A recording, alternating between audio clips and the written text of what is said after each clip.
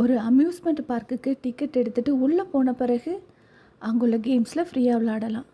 ஆனால் அங்கே போய் விளையாடாமல் கவலைப்பட்டு உட்காந்துருந்தா காசும் வேஸ்ட்டு, சந்தோஷமாக இருக்க வேண்டிய நேரத்தையும் இழந்துருவோம். ஒவ்வொரு நாளும் நம்மளால் அம்யூஸ்மெண்ட் பார்க்குக்கு போக முடியாது. ஆனால் ஒவ்வொரு நாளும் கர்த்தர் நமக்கு கொடுத்திருக்கின்ற ஈவு பரிசு, அதில் நாம் மகிழ்ந்து களி கூர்ந்து இருக்கலாம்.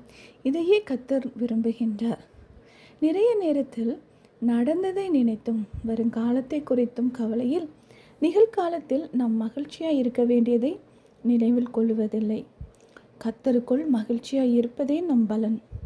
காலையில் அவரை துதித்து பாடி ஜெபித்து வேதத்தை வாசித்து மகிழ்ந்திருந்து நாள் முழுவதும் அதை காத்து கொள்ளுவோம். நம் வேலையிலும் நம்முடைய உள்ளத்தில் அவரை பாடி சங்கீர்த்தனம் பண்ணுவோம்.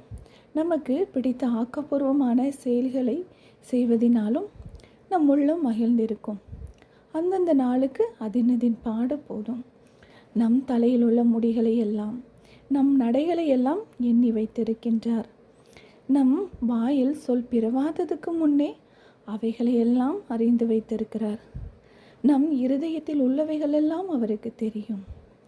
எனவே சூதும் வஞ்சகமும் இல்லாமல் பரிசுத்தமாய் நம் இருதயத்தை காத்து கொள்வோம். கடந்த காலத்தை மாற்ற முடியாது. வருங்காலத்துக்கு நமக்கான திட்டத்தை அவர் நேர்த்தியாய் ஆயத்தம் பண்ணி வைத்திருக்கின்றார். அந்தபடி நன்மையாய் நடத்துவார். இந்த விசுவாசத்தில் நாம் மகிழ்ந்திருப்போம்.